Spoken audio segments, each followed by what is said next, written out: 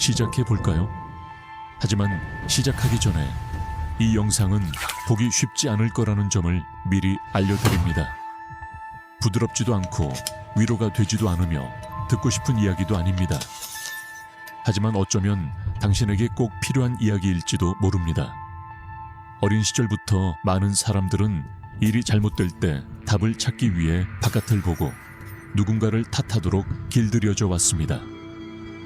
우리는 고통의 이름과 얼굴을 붙이고 고통의 근원을 찾도록 가르침을 받아왔습니다. 그리고 너무나 자주 그 이름은 결국 어머니의 이름이 됩니다. 하지만 잘 드러나지 않는 진실, 너무나 불안해서 마주하려는 사람이 거의 없는 진실이 있습니다. 당신을 여전히 붙잡고 있는 것은 당신의 어머니가 아닙니다. 당신의 마음이 어머니의 이미지에 어떤 영향을 미쳤는지가 문제입니다. 이 글은 비판이나 비난이 아닙니다. 너무 깊이 묻혀 있어서 대부분의 사람들이 아예 피하는 현실과의 마주침입니다. 어머니는 더 이상 당신의 삶에 존재하지 않을지 모르지만 당신의 무의식 속에는 여전히 살아있습니다. 당신은 앞으로 나아가려고 노력해 왔습니다. 평화를 찾아 헤매왔습니다. 하지만 당신이 알지도 못하는 갈등에 얽매여 있는 한 진정한 평화는 존재할 수 없습니다. 무슨 갈등이냐고요? 실존 인물이 아닌 그림자를 상대로 벌어지는 조용하고 보이지 않는 전쟁입니다. 살도 피도 아닌 내면화된 존재, 심리적 각인, 당신이 말로 표현할 수 있기 훨씬 전부터 당신의 정신에 뿌리내린 원형, 어쩌면 가장 비극적인 존재를 상대로 벌어지는 전쟁 말입니다. 이 그림자는 저절로 사라지지 않습니다. 신메링하고 신메링합니다. 칼 융은 이를 모성 콤플렉스라고 불렀습니다. 하지만 이는 단순한 심리학 교과서에 나오는 임상 용어가 아닙니다. 훨씬 더 심오하고 잊히지 않는 무언가입니다. 눈에 보이는 벽이 없는 감정의 감옥입니다. 아무도 말하지 않아도 당신의 머릿속에서 심판을 속삭이는 목소리입니다. 그것은 당신이 관계, 성취, 인정 등으로 채우려 하지만 결코 채울 수 없는 아픈 공허함입니다. 어린 시절부터 짊어져온 짐인데 잔혹한 아이러니는 그것이 진정으로 당신의 것이 아니었다는 것입니다. 그것은 유산입니다. 세대를 거쳐 전해지는 메아리입니다. 피부가 아닌 영혼에 새겨진 상처입니다. 그리고 당신은 이런 상황을 어떻게 치유할 수 있을지 궁금해할 것입니다. 바로 여기서 진정한 노력이 시작됩니다. 어머니를 우상화하든 비난하든 전능한 존재로 계속 바라보는 한 당신은 어머니를 제대로 보는 것이 아니기 때문입니다. 당신은 신화, 투사, 오랜 세월 채워지지 않은 욕구, 이름 붙일 수 없는 상처, 분노로 가득 찬 침묵으로 형성된 왜곡된 이미지를 보고 있는 것입니다. 그리고 더 심각한 것이 무엇인지 아십니까? 그 신화는 당신이 인정하고 싶어 하는 것보다 훨씬 더 당신의 삶을 지배합니다. 당신이 내리는 모든 결정, 인정을 구하는 모든 것, 누군가가 당신을 구해줄 거라고 기대하다가 깨지는 모든 관계에서 당신은 경계를 정할 수 없습니다. 그 모든 것은 당신이 생각하는 것보다 훨씬 더 깊은 뿌리를 가지고 있으며 그 뿌리는 당신의 어린 시절, 놓쳤던 시선, 결코 닿지 않았던 포옹, 결코 말하지 못했던 말에서 시작됩니다. 그리고 이제 당신은 어른이 되었지만 마음속으로는 여전히 엄마에게 모든 게 잘 될 거라고 말해달라고 바랐던 어린아이입니다. 하지만 여기 가장 잔혹한 부분이 있습니다. 더 이상 그런 일은 일어나지 않을 것입니다. 왜냐하면 치유가 그녀를 변화시키는 것이 아니기 때문입니다. 치유는 그녀가 변화하기를 기다리는 것을 멈추는 것이고 그것은 파괴적인 일입니다. 그들은 당신에게 용서가 열쇠이고 그녀를 이해하는 것이 길이라고 말했습니다. 당신은 그녀의 입장이 되어야 한다고 말했습니다. 그리고 물론 그 모든 것이 도움이 될 수 있지만 가장 중요한 일을 먼저 하지 않는다면 내면을 들여다보고 상처는 더 이상 다른 누구의 책임도 아니라는 것을 인식하지 않는다면 말입니다. 그것은 당신의 것이고 오직 당신만의 것이며 아무도 당신을 위해 치유해 줄 수 없습니다. 자, 좀 말해보세요. 당신은 자신이 그녀처럼 행동하는 것을 몇 번이나 발견했나요? 절대 반복하지 않겠다고 맹세했던 말이나 행동을 몇 번이나 했나요? 바로 거기에 함정이 있습니다. 이 콤플렉스는 감정적인 것뿐만 아니라 행동적인 것도 포함합니다. 그것은 당신 안에 깃들어 당신을 이끌고 당신이 그것을 의식하지 않으면 당신은 그 콤플렉스의 반복 속으로 빠져듭니다. 이 패턴은 누군가가 그것을 깨뜨릴 용기를 낼 때까지 계속해서 반복되고 그것을 깨뜨리는 것은 환상을 파괴하는 것이기에 고통스럽습니다. 언젠가는 없었던 것이 다시 돌아올 것이라는 희망을 포기하는 것입니다. 마법 같은 치유는 없을 것이고 어린 시절은 돌아오지 않을 것이며 당신이 받지 못했던 위로는 당신 자신에게 주어야 한다는 것을 받아들이는 것입니다. 당신은 스스로에게 그것을 줄 의향이 있나요? 필요한 방식으로 사랑받을 것이라는 기대를 멈추고 마땅히 받아야 할 만큼 자신을 사랑하기 시작할 준비가 되셨나요? 왜냐하면 그것이 바로 문이기 때문입니다. 다른 문은 없습니다. 융의 언어로 어머니란 단순히 당신에게 생명을 준 여성만을 의미하는 것이 아닙니다. 그녀는 원형이자 상징입니다. 기원, 안정감, 정서적 자양분을 상징하지만 질식하는 의존성, 자기 자신에 대한 두려움을 나타내기도 합니다. 그리고 그 원형이 통합되지 않으면 그림자가 됩니다. 당신은 모든 것에 투사합니다. 파트너, 상사, 친구 등 모든 것에 말입니다. 당신은 누군가가 당신을 구해주고 당신이 아무것도 설명하지 않고도 이해해 줄 것을, 무조건적으로 당신을 돌봐줄 것을 기대합니다. 하지만 그것은 사랑이 아닙니다. 그것은 결핍이며 그 결핍은 다른 사람으로 채워지지 않습니다. 진실, 자각, 용기로 채워져 있습니다. 첫걸음은 그녀를 이상화하는 것을 멈추는 것입니다. 그녀는 완벽하지 않았습니다. 여신도 아니었지만 악마도 아니었습니다. 때로는 그녀가 둘 중 하나라고 느낄 수도 있습니다. 그녀는 내면의 갈등으로 상처받고 부서진 인간이었습니다. 그녀는 자신이 가진 것으로 할 수 있는 일을 했고 때로는 가진 것이 매우 적었습니다. 그것이 상처를 변명할 수는 없지만 그 상처를 설명합니다. 그리고 이것을 이해함으로써 무언가가 느슨해지는 것은 강요된 용서가 아닙니다. 하지만 해방적인 이해로서 이상화는 원망만큼이나 독이 되기 때문입니다. 둘 다 당신을 가두고 현실에서 멀어지게 합니다. 현실은 이렇습니다. 당신에게는 더 이상 어머니가 필요하지 않습니다. 당신에게는 더 강하고 더 자비롭고 더 자각적인 당신이 필요합니다. 그리고 그러한 당신은 저절로 나타나지 않습니다. 당신이 그것을 만들어 가야 합니다. 어떻게 하는지 알고 싶으신가요? 당신의 반응을 관찰하는 것부터 시작하세요. 거부당했다고 느낄 때마다 스스로에게 물어보세요. 내 앞에 있는 사람이나 아직 치유되지 않은 상처는 과연 누구인가? 무조건적인 사랑을 요구할 때마다 스스로에게 물어보세요. 나는 사랑을 원하는가? 아니면 치유를 원하는가? 다른 사람이 누가 먼저 나를 버렸을까? 라고 묻지 않도록 스스로를 버릴 때마다 치유는 선형적이지 않습니다. 아름답지도 않습니다. 그것은 지옥으로 떨어지는 것과 같고 내면의 아이와 불편한 대화를 나누는 것과 같습니다. 묻어두었던 기억들을 되새기고 다시 경험하고 느끼고 놓아주는 것입니다. 네, 때로는 그 아이가 울기도 하지만 때로는 비명을 지르기도 합니다.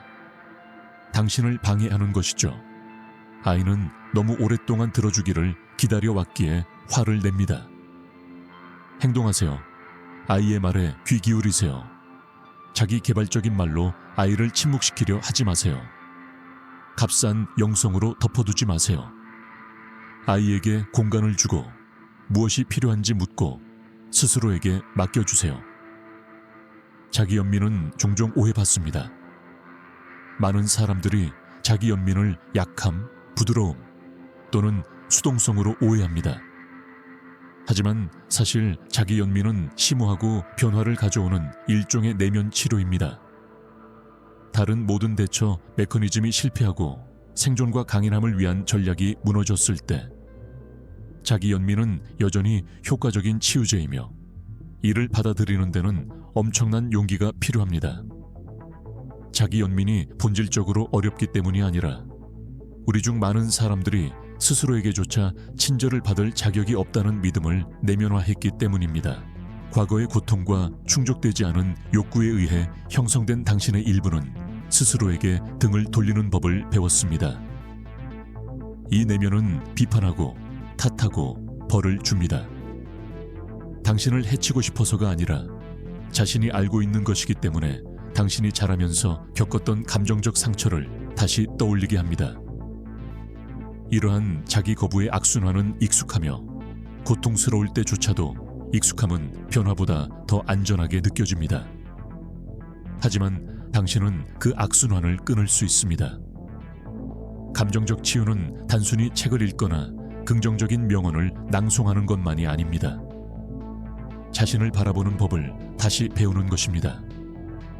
당신의 감정적 자극에 비판이 아닌 의식적으로 신중하게 반응하는 것입니다.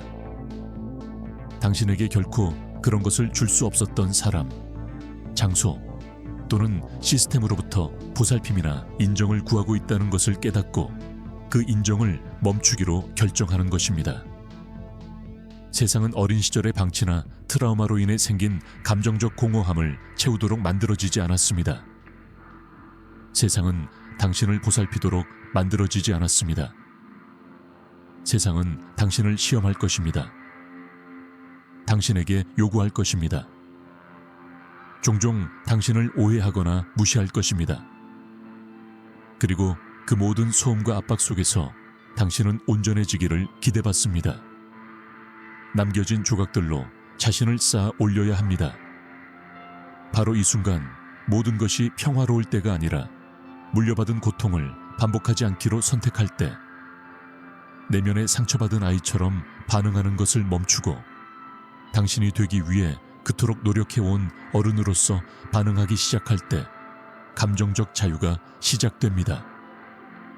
당신은 더 이상 5살짜리 아이가 아닙니다. 더 이상 그 집에 갇혀 있지 않습니다.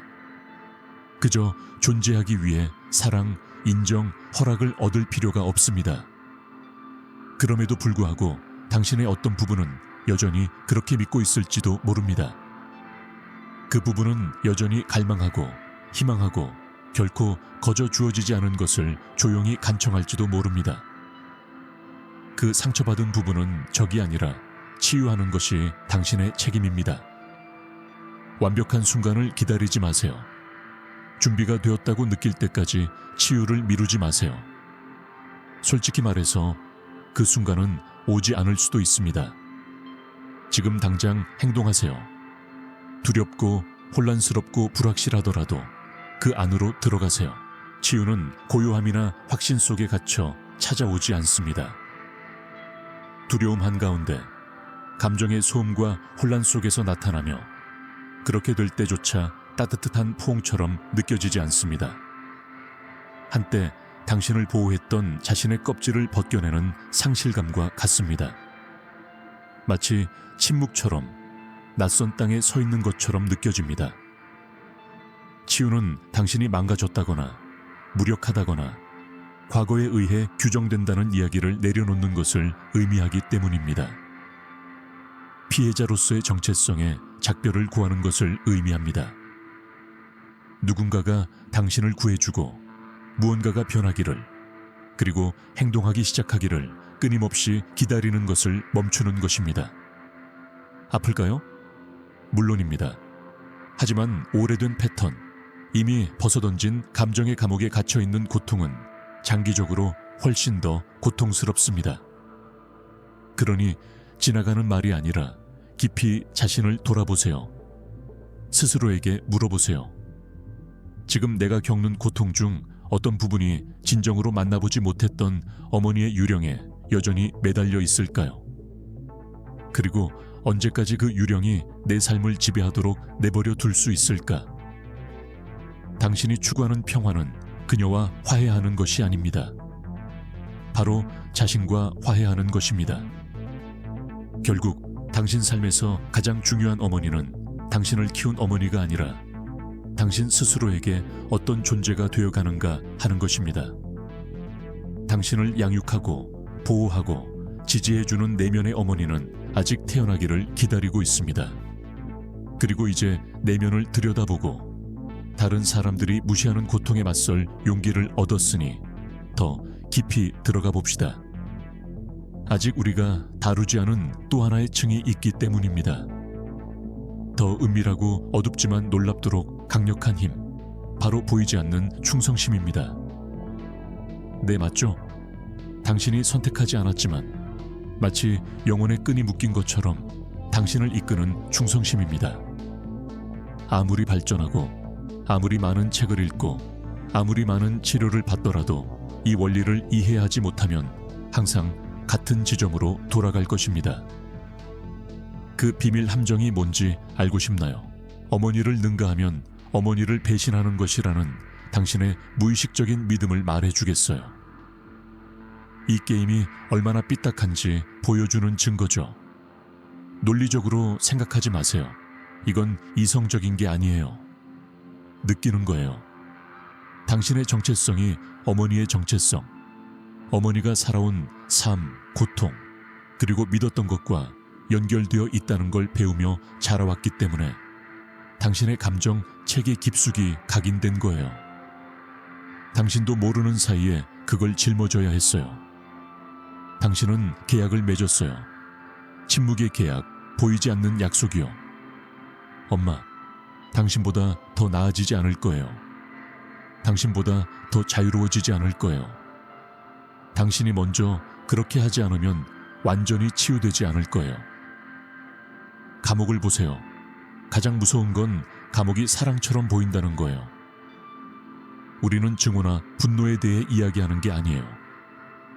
당신을 어머니의 고통, 좌절, 한계에 묶어두는 무의식적인 충실함에 대해 이야기하는 거예요. 그래서 당신은 이해하지 못하는 이야기를 반복하는 거예요. 그래서 더 큰 무언가를 이루려 할 때마다 당신은 스스로를 방해합니다. 당신의 일부가 나는 행복한데 그녀는 그렇지 않다면 나는 불성실한 거야 라고 말하기 때문입니다. 하지만 잔혹한 진실이 있습니다. 당신의 고통은 그녀를 존중하지 않습니다. 당신의 정체는 그녀를 구원하지 못하고 당신의 불행은 그녀를 고쳐주지 못합니다. 그런데 왜 당신은 당신의 것이 아닌 것을 계속해서 짊어지고 있습니까? 수천 명의 상처받은 영혼 속에서 반복되는 장면이 있습니다. 더 이상 여기 없거나 결코 진정으로 존재하지 않았던 어머니의 감정을 상하게 하지 않기 위해 자신을 온전히 살아가도록 내버려 두지 않는 아이. 마치 마음속 깊은 곳에서 엄마, 저도 똑같이 힘들어요. 당신이 슬픔에 혼자가 아니라는 걸 알게 해주세요. 그것이 당신을 죽이는 거예요 라고 그녀에게 말하고 싶은 것 같습니다. 진정한 배신은 그녀의 이야기를 뒤로 하고 떠나는 것이 아닙니다. 계속해서 반복하는 것입니다. 왜냐하면 당신이 정말로 그녀를 사랑하고 그녀를 모욕하지 않고 스스로를 해방하고 싶다면 당신이 반드시 이해해야 할 것이 있기 때문입니다. 어머니를 공경하는 것은 자아의 행위나 거부가 아니라 오히려 어머니를 뛰어넘는 것입니다. 어머니는 당신에게 생명을 주셨고 당신은 그것을 줄이는 것이 아니라 증폭시켜야 합니다. 물려받은 그 고통을 새로운 것, 자각, 변화, 진정한 삶으로 바꿔야 합니다. 그러기 위해서는 비밀스러운 맹세를 깨야 합니다. 말도 못하게 되기도 전에 했던 맹세. 너보다 더 자유롭지 않을 거야 라고 말했던 맹세. 분노가 아닌 사랑으로 그 약속을 깨세요. 비록 어머니가 더 이상 여기 계시지 않거나 당신의 말을 듣지 못하더라도 어머니, 당신이 제게 줄 수 있었던 것에 감사하다고 조용히 말하세요. 하지만 이제 저는 다른 길을 걷고 있습니다. 그 길은 원망이 아니라 자유를 향한 길입니다. 그 숨겨진 충실함에 갇혀 사는 한 모든 것은 반복이 될 것이기 때문입니다. 당신은 그녀의 두려움, 좌절, 경계를 정하지 않는 그녀의 사랑 방식, 받아들여지고자 하는 그녀의 욕구, 그녀의 죄책감, 그녀의 희생, 그녀의 고통을 반복할 것이고 당신도 모르는 사이에 그렇게 할 것입니다. 당신 삶에서 얼마나 많은 결정이 그 그림자에 의해 인도되었는지 깨달으셨나요? 어쩌면 그것이 당신이 거절을 참을 수 없는 이유일지도 모릅니다. 어쩌면 그것이 당신에게 잘 될 때 죄책감을 느끼는 이유일지도 모릅니다. 어쩌면 그것이 당신이 약해서가 아니라 당신이 충실하기 때문에 당신을 작게 느끼게 하는 파트너를 선택하는 이유일지도 모릅니다. 하지만 그 충실함은 당신의 삶을 매우 큰 대가로 치르게 합니다.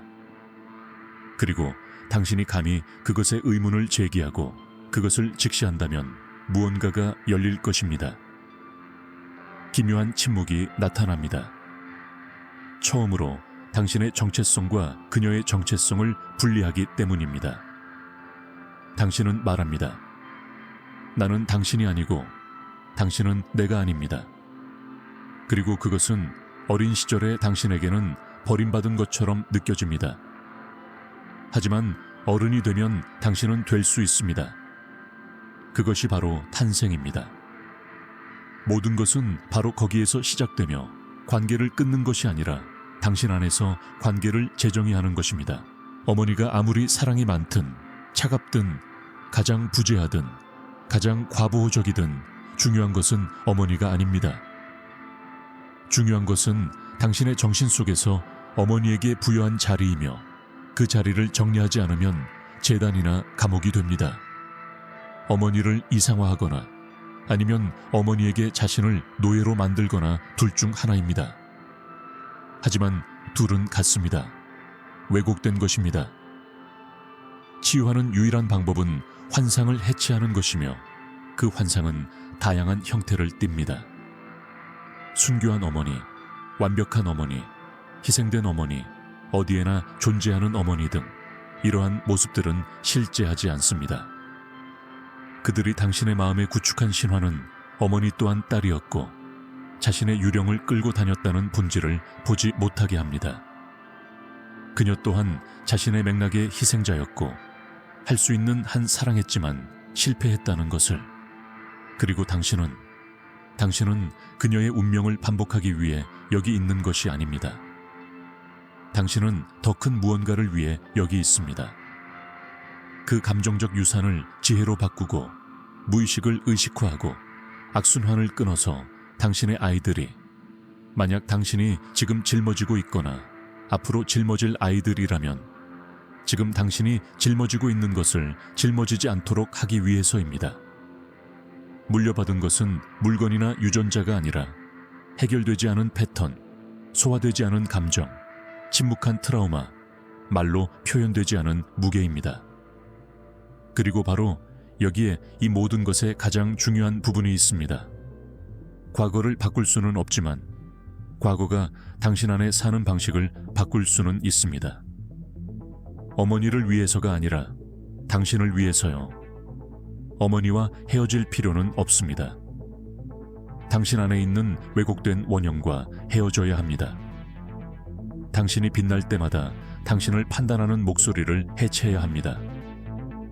스스로를 선택할 때마다 느끼는 죄책감에 의문을 제기해야 합니다.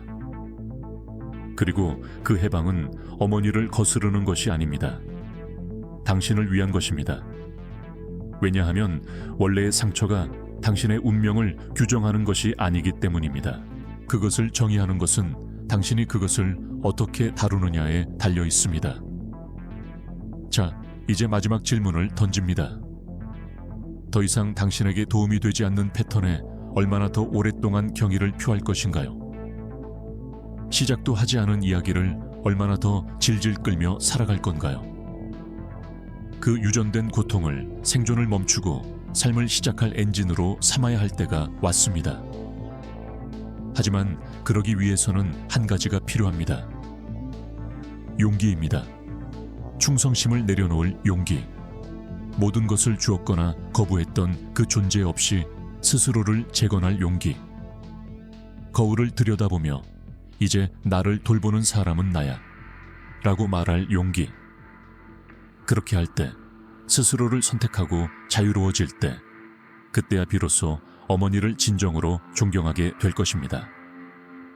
생명을 주신 분께 드릴 수 있는 가장 큰 찬사는 그 삶을 사는 것입니다. 그리고 당신이 삶을 내려놓았다고 생각하는 바로 그 순간, 마침내 내면의 충성심을 깨뜨렸다고 생각하는 바로 그 순간, 또 다른 무언가가 나타납니다. 더 미묘하고 감지하기 어렵고 더 위험하고 감정적이며 자기 포기적인 무언가가 나타납니다. 그리고 그것은 여전히 당신의 그림자 속에 살고 있는 어머니 원형과 직접적으로 연결되어 있습니다.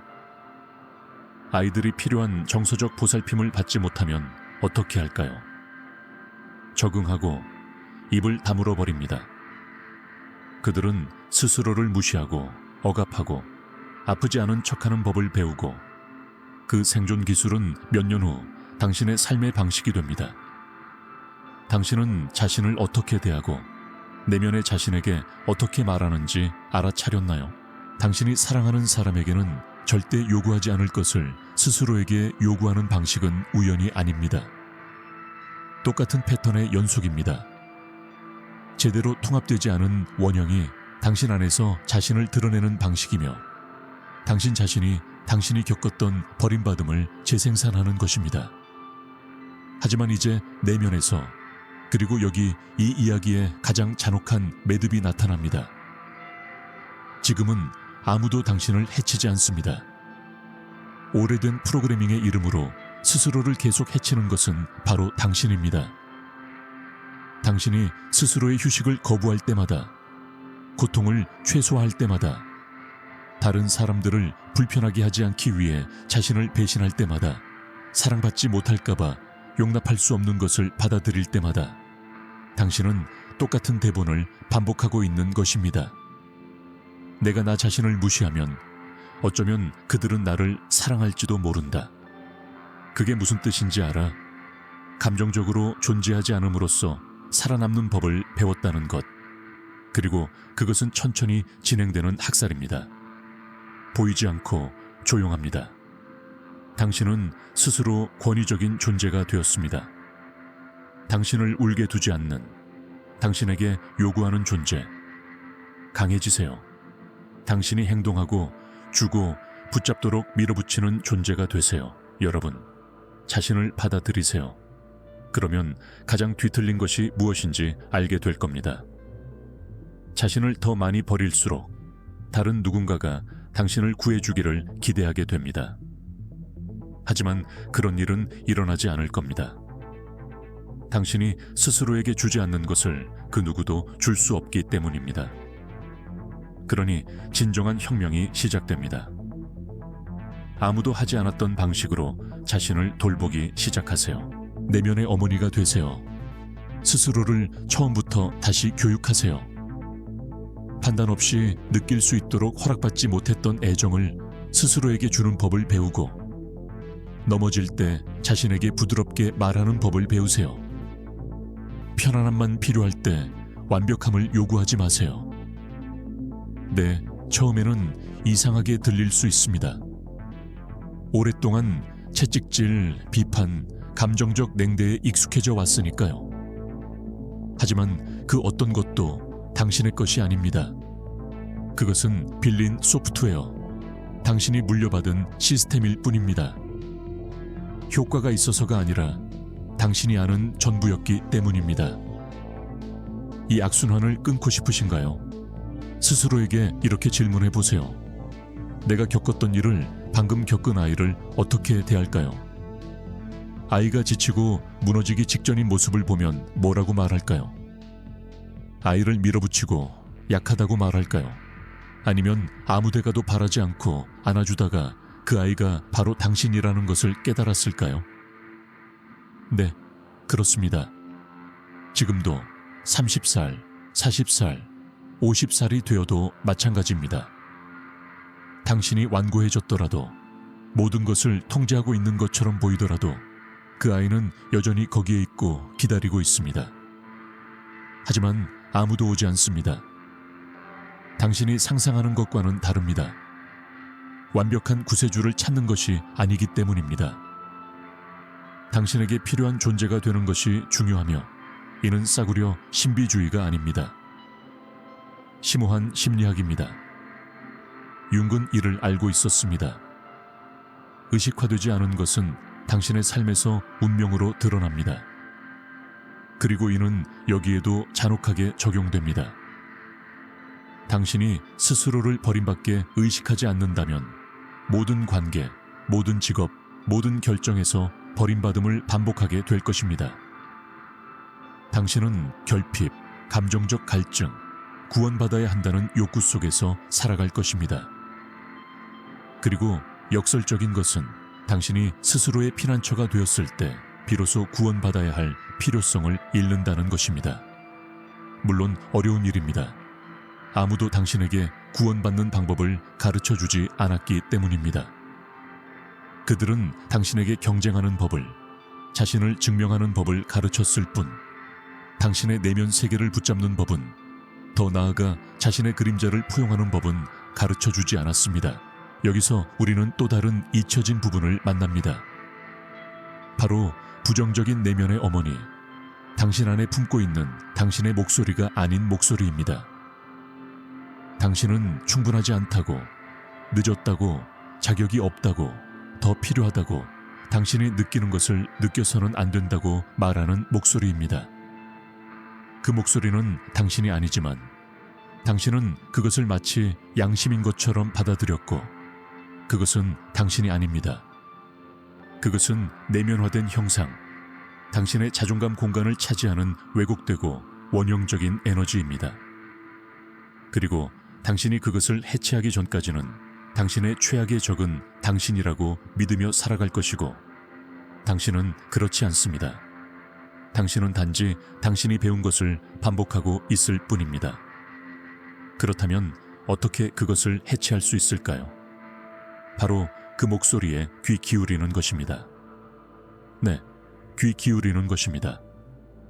당신이 저항하는 것은 지속되지만 당신이 관찰하는 것은 다음에 그 목소리가 나타날 때 변화하기 때문입니다.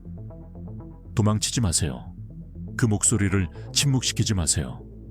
공허한 확언으로 덮으려 하지 마세요. 그 목소리를 바라보세요. 그 목소리에 질문하세요. 당신은 어디에서 왔습니까? 당신은 누구에게 속합니까? 내 것도 아닌데 뭘 반복하는 거야? 그리고 알게 될 거야. 실타래를 보게 될 거야. 기원을 보게 될 거야. 그리고 그 순간 네 안에 무언가가 깨어날 거야. 신비로운 깨달음 같은 게 아니라 잔혹한 명료함처럼 네가 한 번도 의심하지 않았던 담론에 갇혀 살았다는 걸 깨닫게 될 거야. 그리고 그 담론의 의문을 제기할 때 비로소 내 힘을 되찾을 거야. 그것이 바로 진정한 심리적 깨달음이야. 많더라도 구루도 아닌 바로 이 순간, 어린 시절의 메아리가 아닌 어른이 된 지금, 바로 이 순간, 네가 어른이 된 삶의 주인이 되는 순간 말이야. 하지만 조심해. 이걸 싸구려 긍정으로 착각하지 마. 고통을 무시하는 게 아니라 책임을 지는 거야. 거침없이 자신을 바라보는 거야. 멈춰서서 누군가에게 공허함을 채워달라고 부탁하는 대신 작고 의식적인 행동으로 스스로 채워나가는 거야. 인도하고 싶은가? 여기 있어 가장 필요할 때 자신을 버리지 않는 것부터 시작하세요. 피곤할 때 쉬려고 애쓰지 마세요. 슬플 때 스스로를 판단하지 마세요. 두려울 때 자신을 지켜주세요. 부끄러워하지 마세요. 자신에게 귀 기울이세요. 그것이 바로 새로운 언어, 새로운 내면의 모성, 수세기 동안 물려받은 패턴을 깨는 새로운 감정 구조입니다. 이 모든 것이 감당하기 힘들게 들린다는 것을 알지만 이것만은 기억하세요. 완벽하게 할 필요는 없습니다. 다만 다르게 하면 됩니다. 악순환의 고리를 끊지 않으면 아무도 당신을 대신해 주지 않을 테니까요. 당신이 간절히 바라는 변화는 외부에 있는 것이 아닙니다. 모든 내면의 몸짓, 당신이 스스로를 돌보기로 선택할 때마다, 심지어 그럴 마음이 들지 않을 때에도 말입니다. 당신이 정한 모든 경계, 설령 당신의 목소리가 떨릴 때마다 아니요, 그렇게 하세요 라고 말하더라도 당신은 스스로에게 예 라고 말할 수 있습니다. 이것이 진정한 사랑의 행위이며 믿든 믿지 않든 혁명적인 행위입니다. 왜냐하면 스스로를 요구하고 벌하고 비교하도록 가르치는 세상에서 자신을 부드럽게 대하는 것은 파괴적인 행위이기 때문입니다. 가족의 역사를 직시하며 저와 함께 이렇게 말하는 것입니다. 이런 패턴은 깨질 거야. 당신이 더 나아졌기 때문이 아니라, 더 강해졌기 때문이 아니라 당신이 깨어나기로 결심했기 때문입니다. 그리고 깨어났을 때 아무것도 당신을 다시 잠들게 할 수 없습니다. 판단도 죄책감도 아닙니다. 더 이상 인정받으려 하지 않는다고 당신을 마비시켰던 그 낡은 목소리도 아닙니다. 당신은 내면의 새로운 뿌리에서 걸어 나갑니다.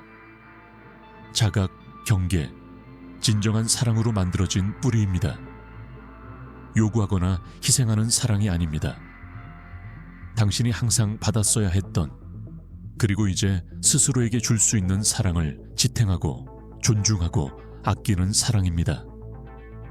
비록 그것이 진정한 유산처럼 보이지 않고 남겨둘 가치가 없어 보인다 하더라도, 그리고 여기까지 왔을 때 당신 안에 무언가가 이미 변했다는 것을 말입니다. 누구의 확인도 필요 없습니다. 당신은 그것을 느낍니다. 평생 피해왔던 무언가를 돌아볼 때 나타나는 미묘한 진동입니다. 공허함과 힘, 슬픔과 재생 사이의 기묘한 혼합입니다. 네, 이 모든 여정의 끝은 내면의 박수갈채도 마법 같은 깨달음도 아니니까요. 그것은 고요함, 새로운 고요함, 깨끗한 고요함입니다. 마침내 당신이 물려받은 소음을 감히 깨뜨렸기 때문입니다. 이제 당신은 왜 여러 번 당신이 진짜 누구인지 몰랐는지, 왜 자신과 평화롭게 지내기가 그토록 어려웠는지 이해합니다. 당신의 것이 아닌 목소리에 둘러싸여 살았고, 당신과 함께 태어나지 않은 욕구에 짓눌려 살았기 때문입니다. 수세대 전에 겪었던 고통에 반응하는 것이지만 더 이상은 아닙니다. 지금 남은 것은 당신의 것입니다. 당신의 공간, 당신의 정체성, 당신의 목소리, 그리고 여기에 가장 흥미로운 부분이 있습니다. 당신이 상처 없이 살 것이라는 것이 아닙니다.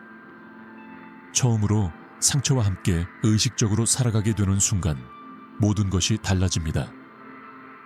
상처가 문제가 아니기 때문입니다. 문제는 삶입니다. 상처로부터 도망치고 상처가 존재하지 않는 척하고 이름을 붙이지 않으면 사라지는 척하는 것입니다. 상처는 사라지지만 사라지는 것은 아닙니다. 변화합니다. 상처를 바라볼 때, 상처에 대해 이야기할 때, 상처를 겪을 때 말입니다. 그리고 바로 그 마지막 교차점에서 당신의 진정한 정서적 성숙이 탄생합니다.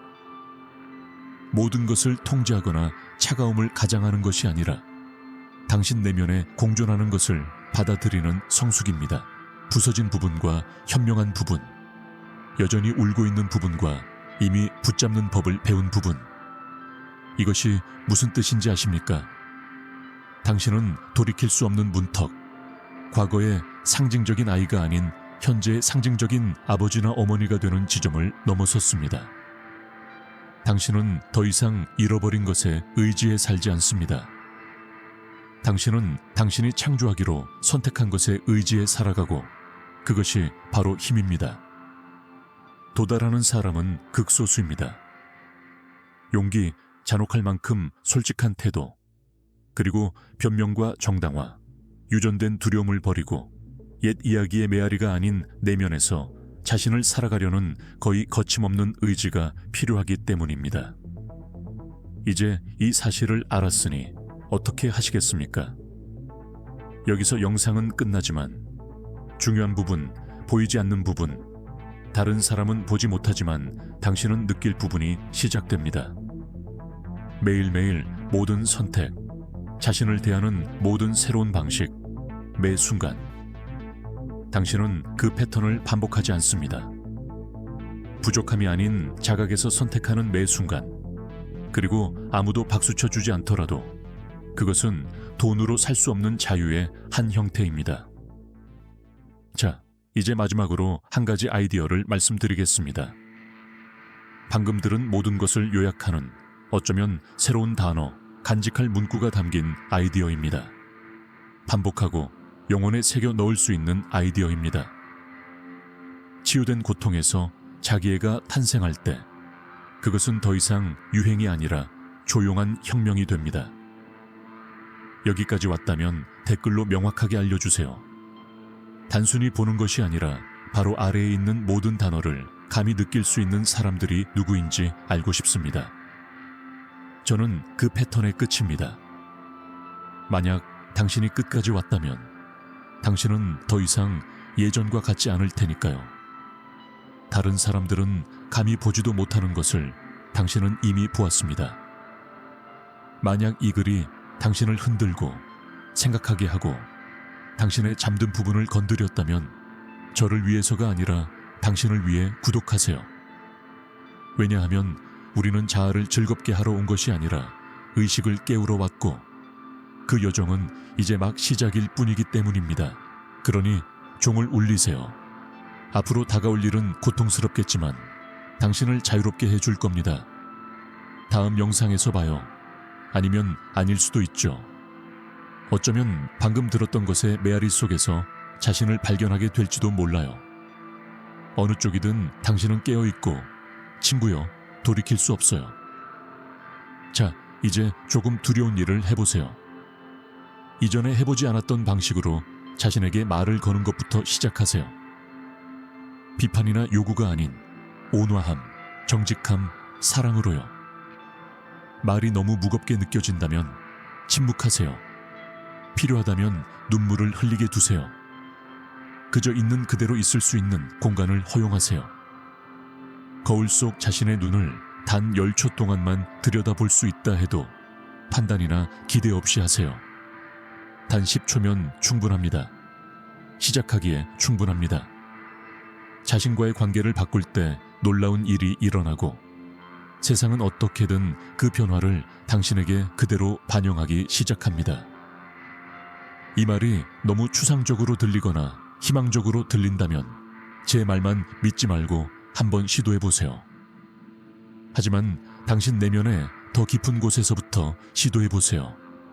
더 이상 구해달라고 애원하지 않는 당신의 한 부분에서부터, 자신의 강인함을 기억하기 시작한 곳에서부터, 이제 마침내 당신은 항상 기다리고 있던 진실, 당신이 기다리던 진실, 당신을 구해줄 거라고 생각했던 진실이 항상 당신이었다는 것을 깨달았습니다. 그리고 그 사실을 깨닫는 순간 무언가가 변하기 시작합니다. 당신은 다르게 살기 시작합니다.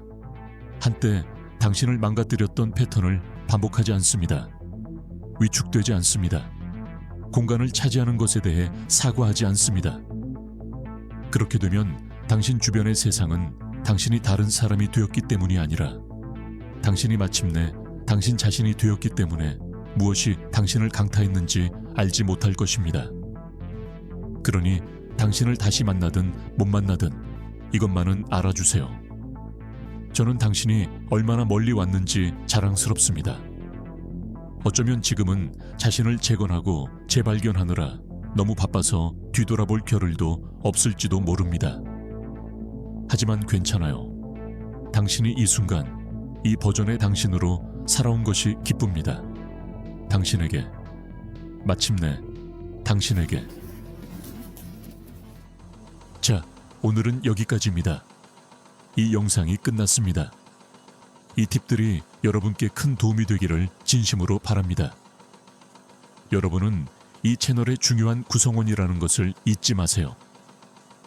이 영상이 여러분의 생각이나 배움에 도움이 되었다면 좋아요와 댓글을 남겨주세요.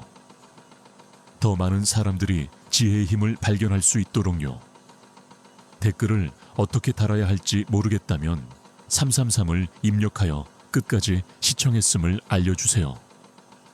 아직 구독하지 않으셨다면 구독해 주세요. 개인적인 발전의 여정에서 작은 발걸음 하나하나가 소중하다는 것을 기억하세요. 승리를 향해 계속 나아가세요. 관심 가져주셔서 감사합니다.